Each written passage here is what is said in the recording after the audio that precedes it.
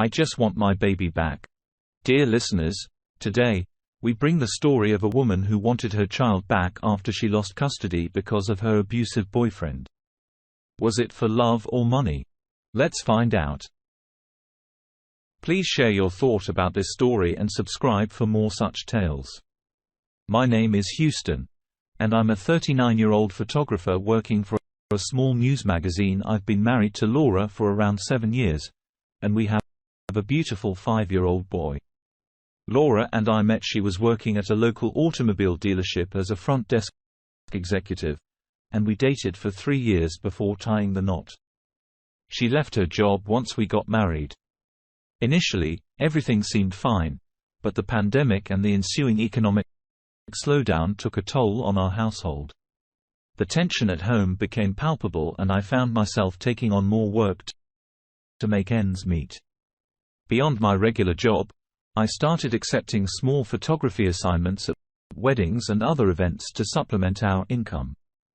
Laura, understanding the financial strain, joined the dealership again. While it helped alleviate some of the financial burden, it also added to the overall stress in our lives. We were not able to give a lot of time to each other, and even our son was being neglected a bit. My parents lent their help during these times, and I used to leave my son at their place. They were more than happy to take care of their grandson. Life got tough for us, and I started getting worried about Laura. She began coming home really late from work, and it made me wonder what was going on. I tried to understand that her job was demanding, but the late night became a regular thing. One day, my suspicion grew even more when I saw a guy dropping her late at night. It made me feel uneasy and confused. I couldn't shake the feeling that there might be something she wasn't telling me. I asked Laura about the same, and she dismissed as being someone from work who was just being helpful by dropping her at home. I left the topic, but it still lingered in my mind. A few days later, I was at a bachelor's party and the guys wanted someone to click them having fun. I was a bit surprised, but it was paying good, so I agreed. At the party, one of the guys was in the toilet and was talking on phone, and it seems that he was talking to a woman and was talking some explicit talk with her, and it seemed that they were discussing their intimate encounter. He then stated that tonight, he will pick her up again, and they will do it in his car. The guy washed his hands and looked at me and smiled. I smiled back and went out to click more pictures. The party was a bit wild. They had strippers and some other women also came in as the party ended, and everyone was almost wasted by the booze and some unknown grass. I started to pack up my stuff and headed to my car in the parking. I saw a car stopped by, and I thought I saw Laura. I was not sure, but I wanted to check if that was her. It was a bit dark and saw that same guy the first met in the toilet. He was near his car, and that woman was near him. I saw them kiss and get in his car. I walked towards the car, and as I got near the car sped off, I was able to note the number and the make of the car. It was an old Dodge Charger General Lee, same as the one from the Dukes of Hazzard. I went back home and found that Laura was not home. I went to my parents and picked my son. When I was a few blocks away, I saw the same car, and it was headed in the same direction as my home. Something deep inside me told me to turn off the light and follow the car.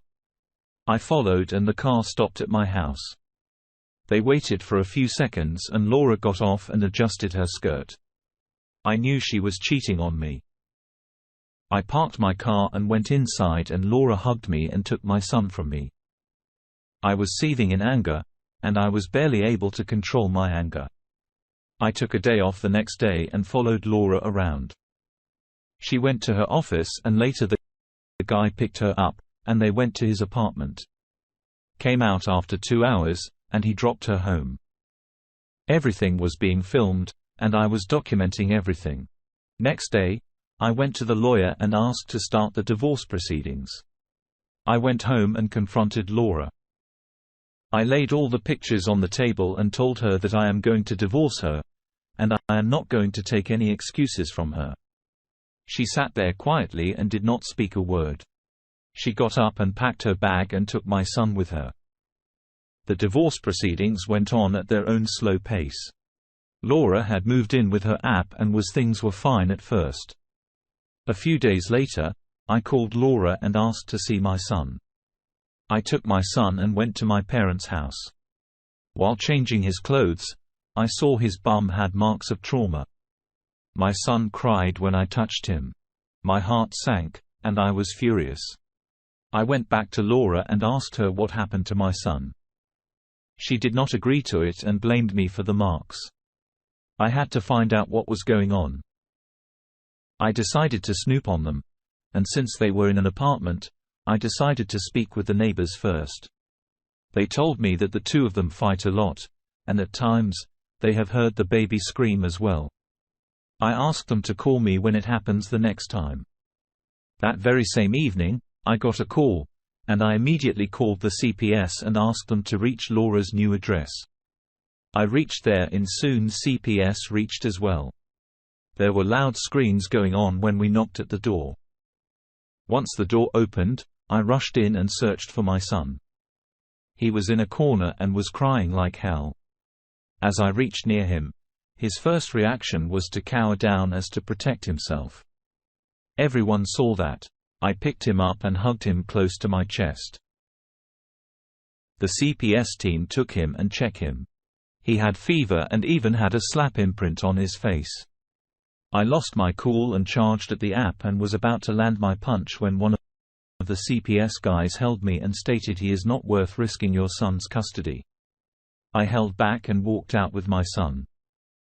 In the court, this incident was brought up and I was given the complete custody of my son. A few months later, my divorce was finalized.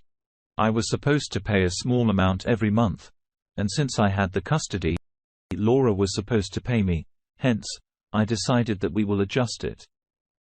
So I never had to pay her anything substantial. This went on for some years, and I was happy with my son. One day I got a notice in Laura now wanted the custody of my son. The matter went to the court since I wanted to get this in the court. What happened in the court was similar to what happened in this particular interaction. Take this as just a reference. Miss Laura? Yes, Mom. You brought this case before the court. What's going on? I'm trying to get my baby back. Okay. I have 2 babies. Okay. And, I just had another baby with my boy. He's not my boyfriend anymore, but he hit my first baby. So Houston got to take him, and I want him back because I'm not with that boyfriend anymore. So Houston took the baby or you lost the baby.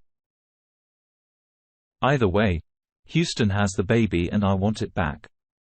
No, it's not either way. It's you lost the baby. So did somebody intervene and take the baby away from you and get the baby? They took the baby and gave him to Houston. Okay. And I want him back. Okay. And you have a new baby with your ex-boyfriend? Not ex-boyfriend. Ex-boyfriend. So you guys are no longer together? Correct. Mom. How does this new baby? How old's the new baby? Yes. Like 8 months? And you're done with him after 8 months? Yes, Mom. Okay. I was done with him, 10 months ago. The baby's 8 months. Oh, okay. So before the baby was born? Yes, Mom. Did he come to the birth of the child? No. I didn't want him around. Oh, okay. All right. So you now want to get custody back from? Yes, Mom. From Houston. Who does the baby live with? Me? The baby? No. My baby lives with me. No. Not your child. How many children do y'all have between you? Just one. Just one. And the child lives with him? Yes, Mom. And you want the baby back? Yes, Mom. How long has the baby lived with you? The baby. It's been a little the whole time. Oh, okay. And how does this sound? 5. 5. Oh. And you expect to get child support? Yes, Mom. And the child has been living with him for almost. Is the boy a girl? Poor? His whole life? Yes, Mom.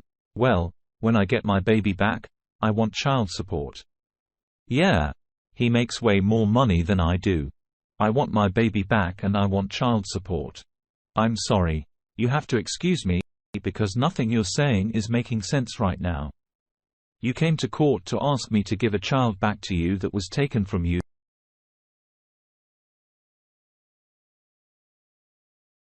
That's 5 years old. That's pretty much lived with this man the entire time that he has been taken care of. They took my baby away because my ex-boyfriend is an abuser, and I'm not with him anymore, so I want my baby back. Right. But the child hasn't been living with you. The child has been living with him. Yeah.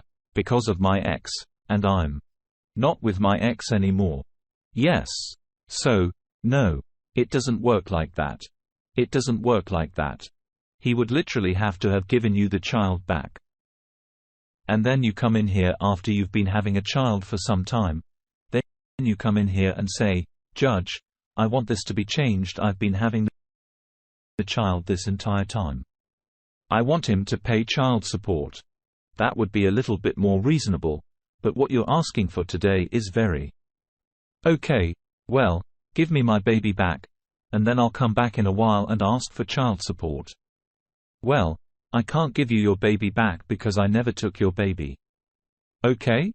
Actually, nobody really took your baby. You lost your baby froth for your own negligence with your ex-boyfriend. That has nothing to do with me. Okay?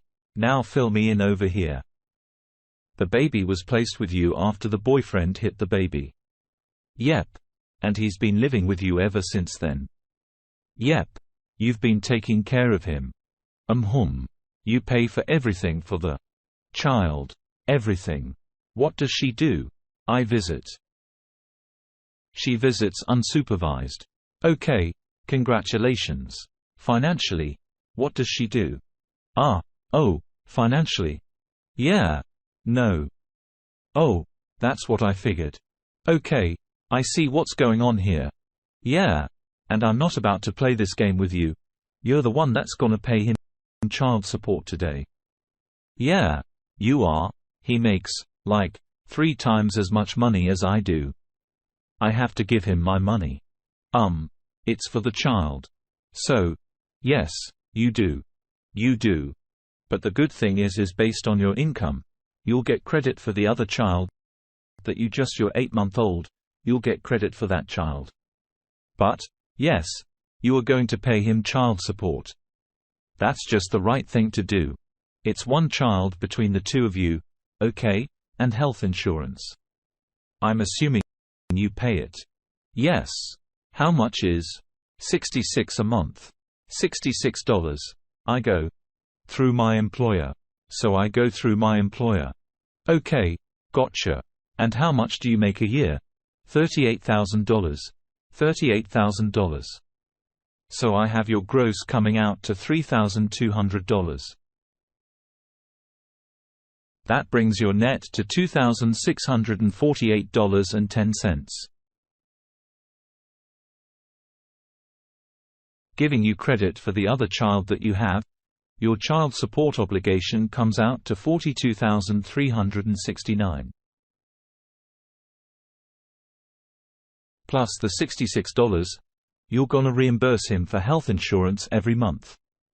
So 66 added to 46369, 48969. $48,969? Did you need me to repeat it? I'm asking you 4.89. I had to give him almost $500 a month. Yeah, that's how it works. Did you really think that I was gonna have him pay you child support? No. I just wanted my baby. Oh, okay. So your first answer was no. So then you understand exactly why you have to pay child support. Is there anything else? No. Mom. Okay. Is there anything else? Nope.